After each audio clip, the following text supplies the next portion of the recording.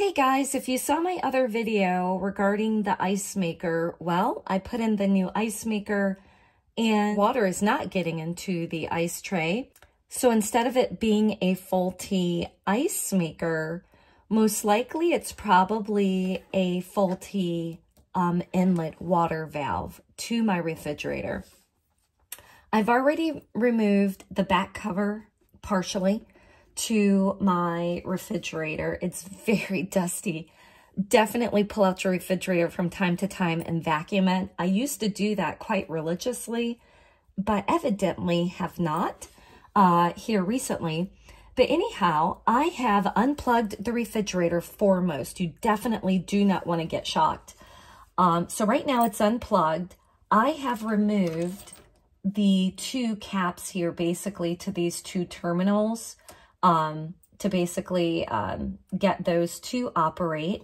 I've also, this guy kind of fits in here like this, kind of attached right there. So I've removed the two screws that were here and again have just pulled this out.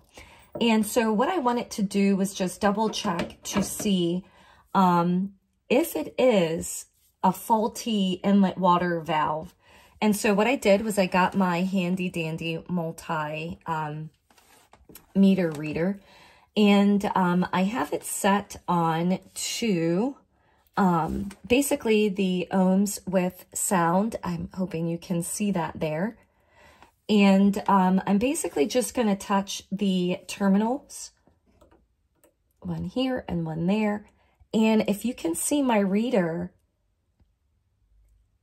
it's basically nothing. So that's telling me, and I'll stand that up there. Maybe you can see it if I put it there. I'm just going to touch those two.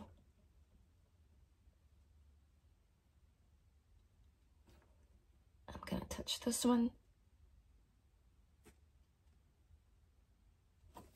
So they're both very low. It jumps up, but it kind of settles around 3, which basically it's broken. There's no connection in there. And then this one is still operating, and that one is for the water dispenser. That one is still operating, but it was quite low as well. So this unit is definitely faulty. So I'm going to go get a new unit and replace that. And it's super easy to replace.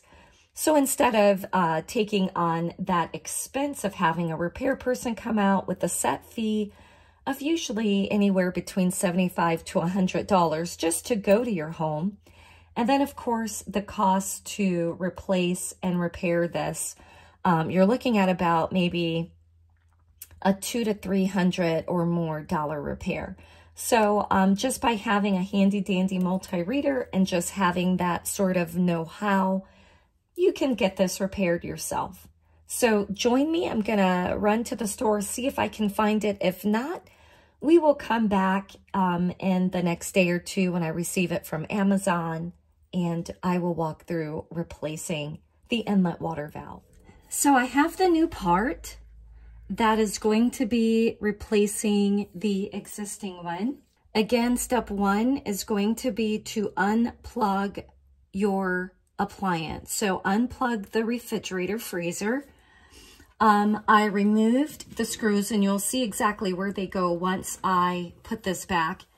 But I removed the back cardboard panel, and now I'm going to basically just disconnect this unit here, which is faulty, and I'm going to replace it with a new one. So once again, I'm just going to pull off the caps here from this unit. And I do have a bucket here. I'm going to open up the lines here, and there may be water in them. So, and the way you do that is just kind of push on that. I don't know if you saw that.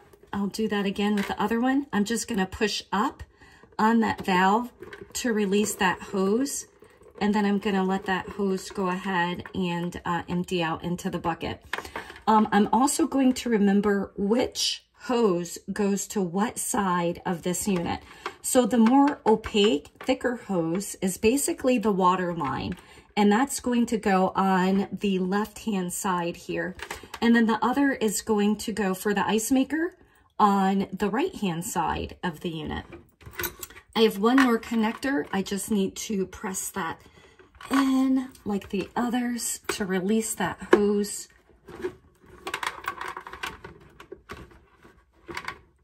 Okay, that one seems to be stuck a little bit. There we go. There, and I got that released. And I'm gonna hold on to that one because I don't want it to kind of pull back up in there. But so this is the faulty unit. I'm going to take that, place it aside. Just kind of let that go down a little bit there. And here's the new unit, looking ever so nice and clean. So what I'm going to do is take my existing hose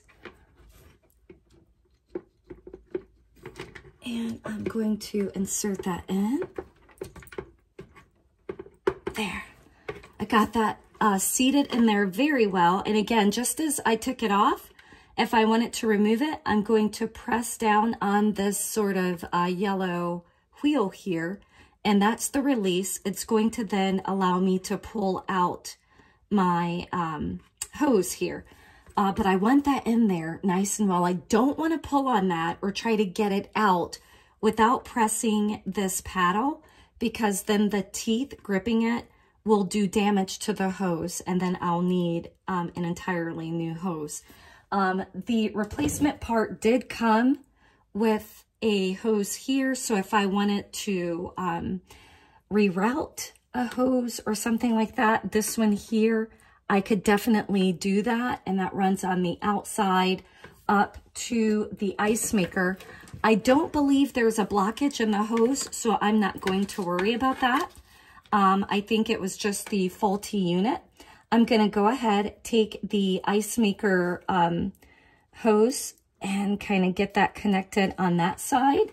And then I'm going to take the water line hose and I'm going to connect it onto the side here.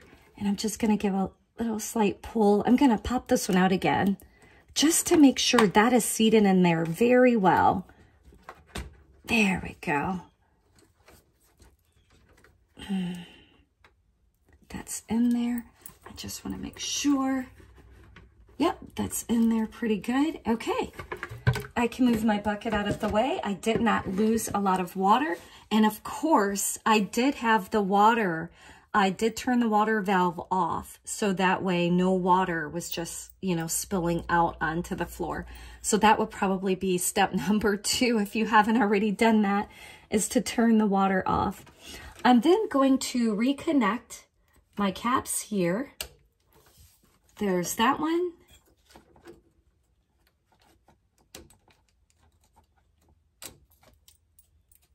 There's that one. So seated on there very nicely. I'm going to tuck this back inside. Got my water lines back through there.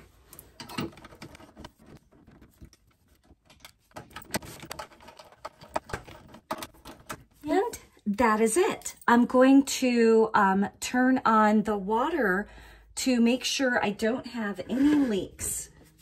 Okay, I'm not seeing any leaks. I am also going to plug in my refrigerator. Okay, I'm not seeing any leaks with that. I'm going to operate the water line just to make sure if there's any air in there, and I'm going to run it for about 2 or 3 gallons to make sure there's no air in that line. Double check to see if there's any leaks. If all looks well, I'm going to go ahead, vacuum out the back here, remove a lot of the dust that we're seeing that has built up, which can also affect how your appliance is running, and get the cover back on, and we will be all set.